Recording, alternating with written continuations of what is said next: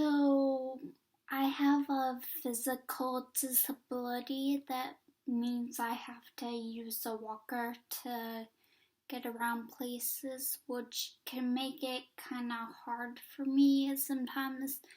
But luckily, the college that I go to has those button things with the person in a wheelchair on it that automatically opens the door for you so you can get in the building.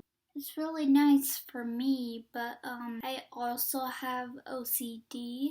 People who have OCD feel that they are compelled to do certain things, and for me, that's pushing the buttons that open doors.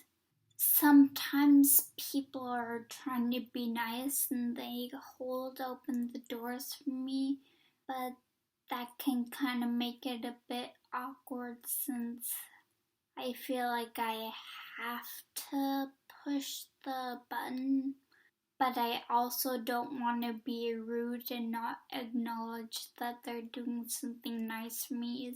People think that OCD just means excessive neatness or something. OCD is actually more about the feelings behind the obsessive behaviors and the actual outcome of it.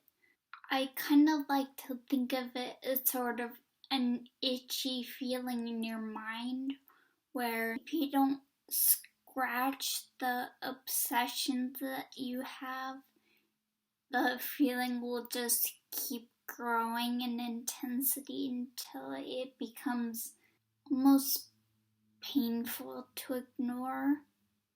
And by scratching it, I mean actually carrying out the behavior that your mind somehow thinks is important, necessary.